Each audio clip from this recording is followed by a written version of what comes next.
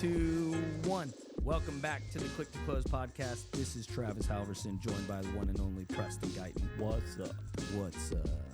How's your day going? Good, man. How's your day? Good. Super excited. Got back-to-back meetings after this. Super pumped. Every 30 minutes for the next 8 hours. Woo! Awesome. I actually love that. I think you hate that I love that. It's like, No. when you breathe. No, I like it. It's fun. You sit behind me all day long, and I'm just like, President has to hate my voice by now at this point. Then he decided to do a podcast with me, and he's like, wow, you're glutton for punishment. Glutton for punishment. I have to move up because my desk is only standing. So if I have 4 or 5 Zooms in a day, I go sit. Mine actually can raise, but I just have I've never once stood it up. Mm-hmm. That's the twitch in me, man. That's the gaming in me. I just sit at my desk and just twitch. Different counts, pull this up, move that over, just go as fast as I can. So it's great. It's awesome. Have you ever raised it? I tried, but the thing is, the cable at the back of my monitor started shutting it off, and I was like, all right, well, guess I'm never standing. So I did try it once. I could get you one of those little walking treadmills, and you could sit and walk just at the constantly same time. Just do this the whole time. Baby steps. Oh my God. So what are we talking about today? We are talking about. I know what we're talking about. What are we talking about?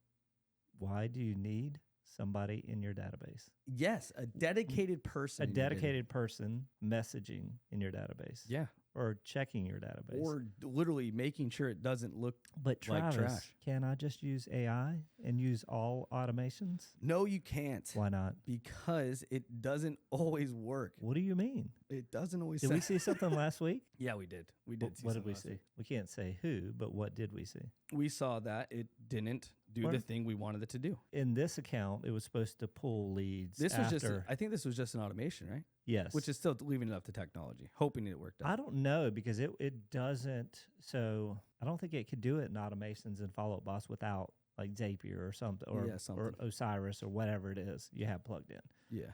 But yeah, so this one account, they assumed that the automation would just AI keep working. Secret weapons were working. So actually, that's not even the first. I talked to a team right after. No, it's a bunch of them. Yeah, it's a bunch of them think that, because that's why I don't like Zapier, or whatever you want to call it. It breaks. It breaks all the time. I don't know how though. Do you know how it breaks or why it breaks? It just breaks. That's so bad. It just breaks. It's so bad. It shuts down too. Like sometimes it just shuts down. Like there's like a system update, and during that time, it's just little things like like especially with programming. When you get into building like websites, like Easy Home Search, if we have 2 programmers, and obviously they should know that hey, this programmer's working here on this file, this one's working over here, but like if one saves it and something happens, then it could this one's working on not the most recent file.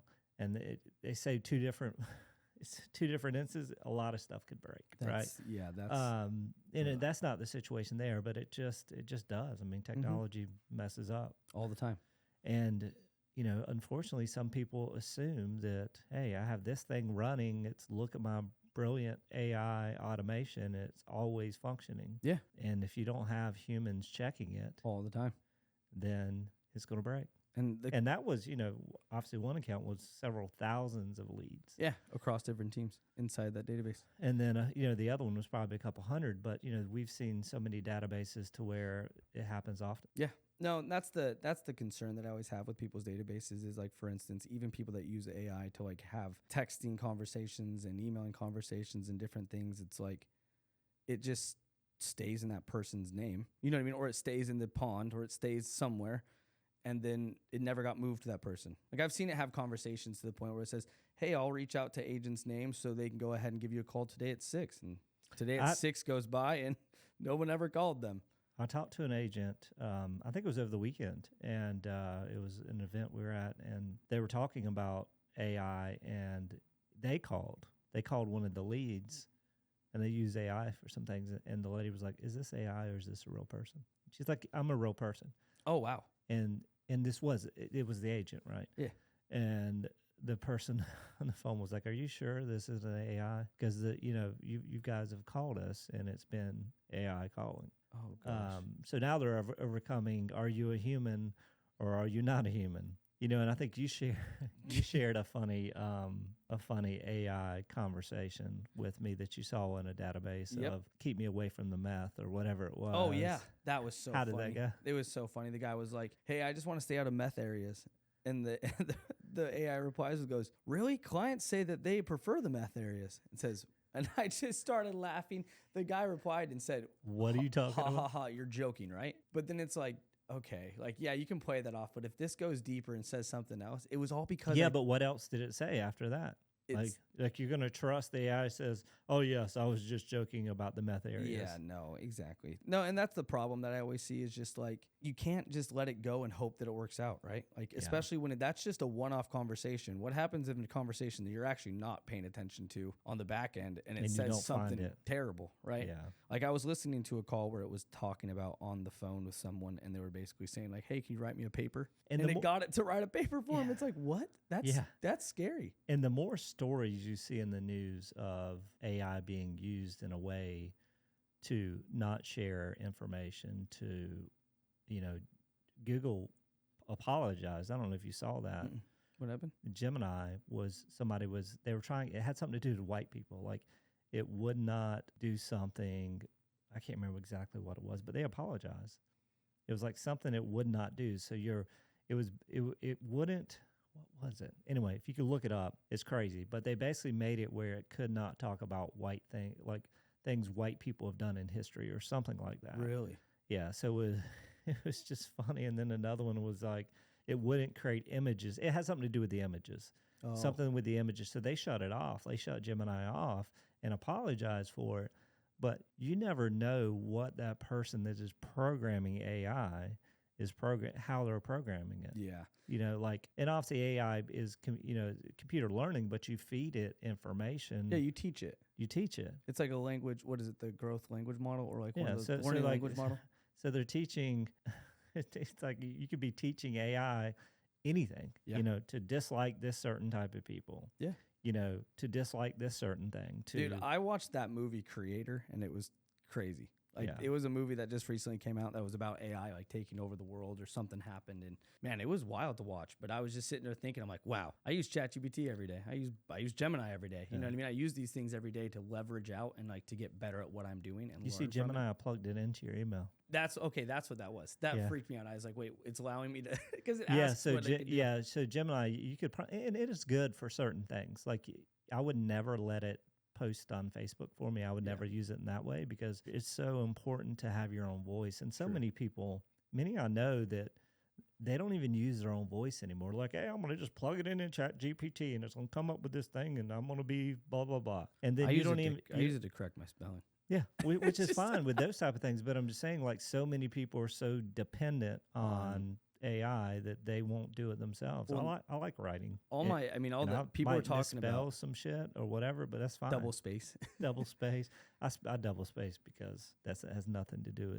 It makes it easier to read. Well, no, the way that I was saying that though is like the fact that a lot of people will even say, and I read a post from an agent here in our area, and she was like, "Okay, you guys need to stop using ChatGPT for your guys' listing descriptions. They all look the exact same. They literally do all look the exact same. Everybody talks about this splendid house or this superb looking view, and like I don't know, it always uses the same words, the craziest words. I mean, Sanit taught me a lot about it, and he uses it all the time. I know, but he taught me how to like really make it sound like me and my voice. But the thing is like the more I started using it, the more I was just like, I'm gonna write my whole thing out, and I just needed to correct my spelling. I was like, I just really needed to correct my spelling for me so I don't look like that. But even then though, and going back to the database, I know we can go down a rabbit hole with that, but going back to the database, like I can't just trust it to do everything if I'm not watching it, because like every time I do start inspecting what I expect, it's not working. So I'm like, okay, someone has to be in there doing it. Whether or not you have it in their messaging in your database, someone still needs to be watching it. So when it says like, hey, George is going to call you at 6 p.m. tonight, if it's not sent to George or George is never notified about that and George isn't looking for that, then how do we know that George is going to call at 6? Yeah. And then when George actually sees it the next day at 6, then he calls and he's like, already a missed opportunity. Yeah. You know what I mean? It's just bad. I mean, like what?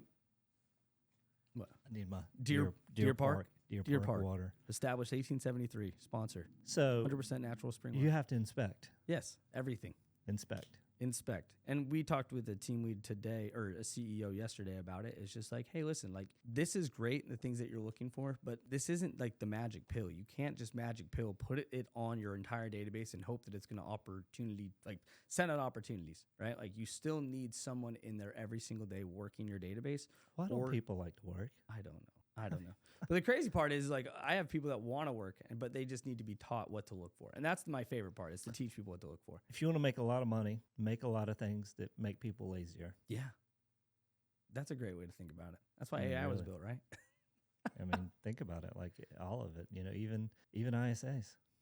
True. I say it all the time. And my position should not exist at all if agents just called their databases. Correct. If agents just called their databases and talked to all the people in their databases and was really good at follow-up and making sure they didn't lose opportunities or go X amount of days without communication, my position would not exist. Mm-hmm. AI would not be needed. Yeah, ISAs, DCM, everything. you think about that too, like add in AI. Hey, I'm going to add AI calling, and now it's considered robocalling. They announced that a couple weeks ago, which we knew it was, right? Yeah, for sure. Just going to be, they were just trying to figure out how to categorize it. Mm-hmm. But now you have this system that'll dial 5,000 people. That's insane. A day. Instantly, kind of. How many people are answering their phone? And what conversations are they having? None, because nobody's answering their phone. True. 9% answer rate right now for a team I see. When's the last time you answered your phone? Oh, dude, I could tell you how many missed calls I have and how many times I don't call those missed calls back because they're not my phone. Yeah, I think the only time I answer my phone is when my wife calls. Yeah, I only answer when it's you.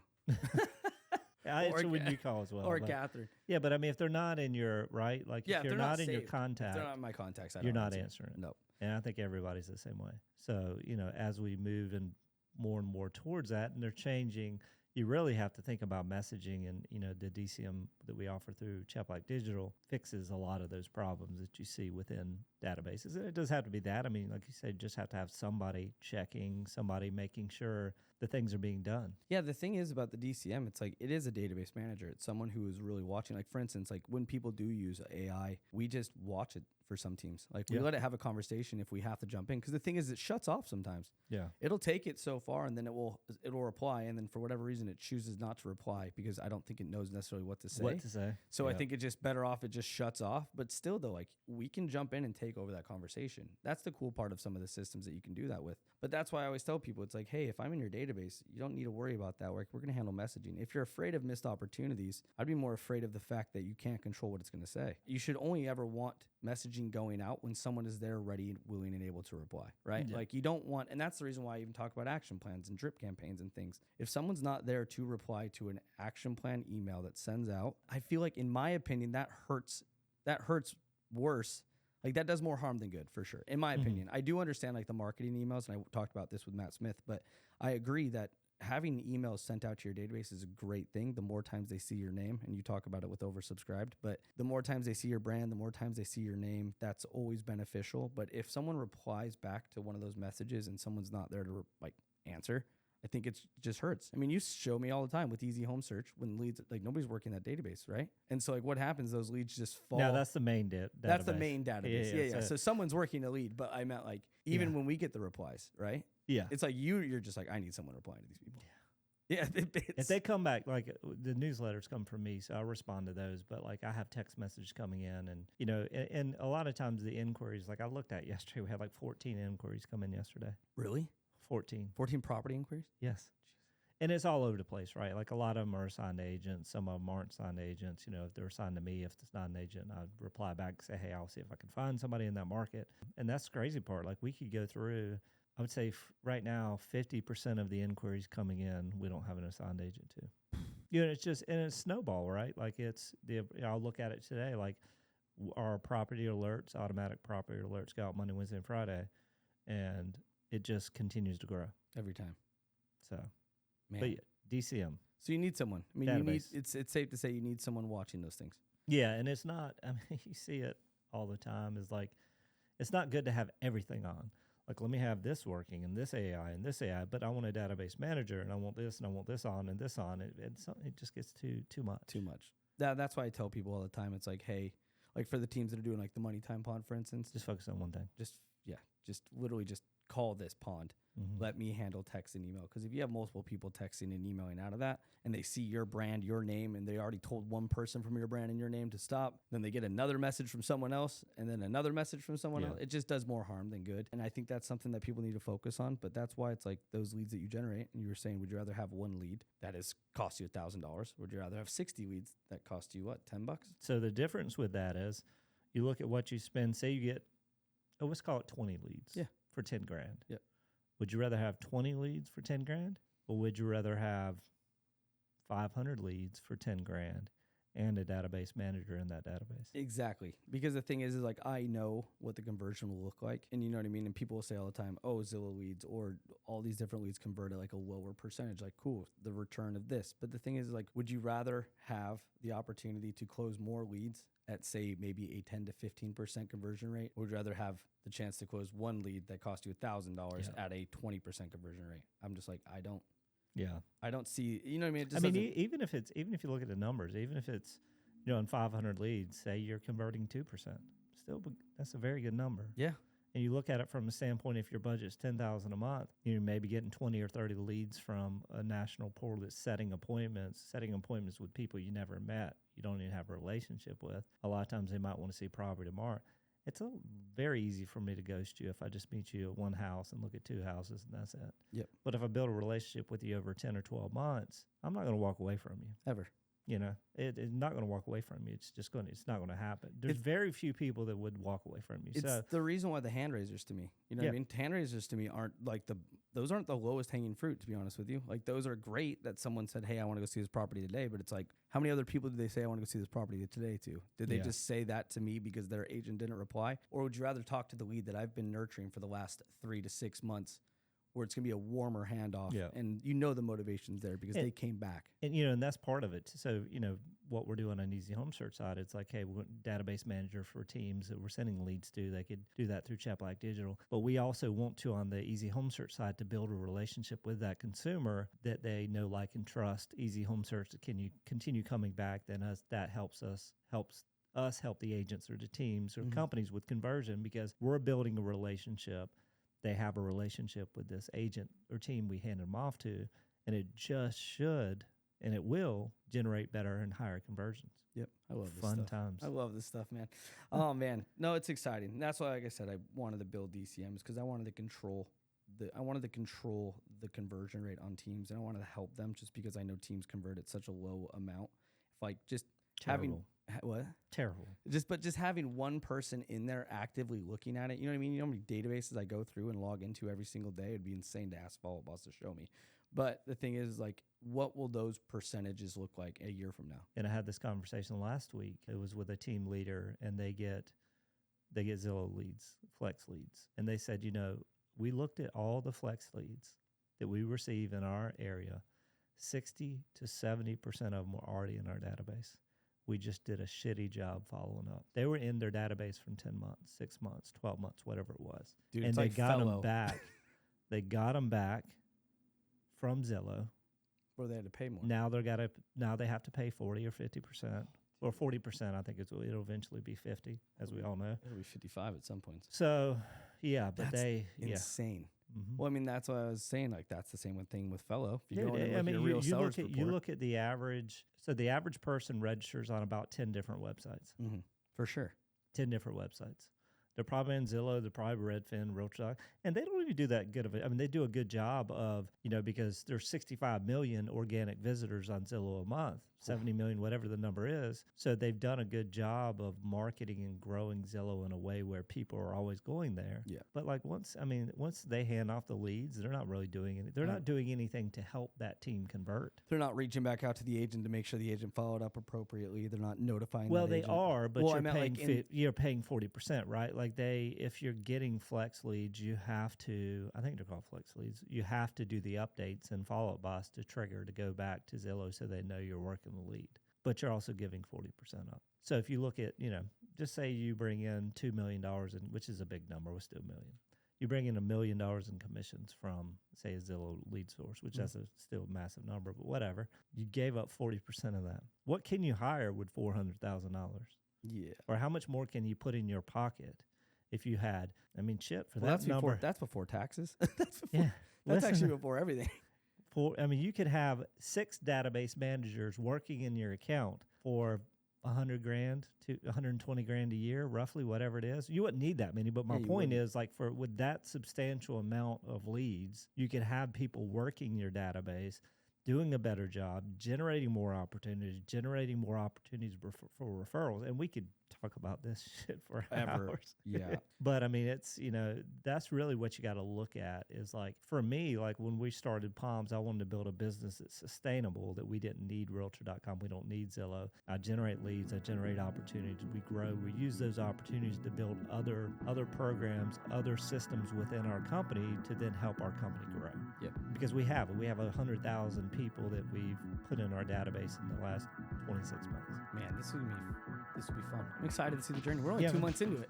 2 months in. We're only 2 months into being all these databases. So that's why, like I said, it's super exciting to see. But end result, you need someone in your database working in there 8 hours a day. You can't split someone's focus between doing marketing, doing transaction, and also being in charge of your database to also set appointments and send opportunities out and just holding people accountable. That's not. And it's not just feasible. Real estate. Like, we'll probably have database managers and mortgage company accounts. Oh, for sure. And roofing. Oh, I told my buddy. And solar. Sub-metering. And I'm sub-metering. Whatever. We're this is definitely going to be something, because what we talk about, and obviously we're talking about real estate a lot of times, but it doesn't matter. It's sales and marketing. Sales and marketing, you need it in every single business. So it doesn't matter what business we're in or what we're doing will work. Exactly. Couldn't said it better myself. Well, everybody, thank you so much for joining us on the Quick Course Podcast. See you next time. See you next time.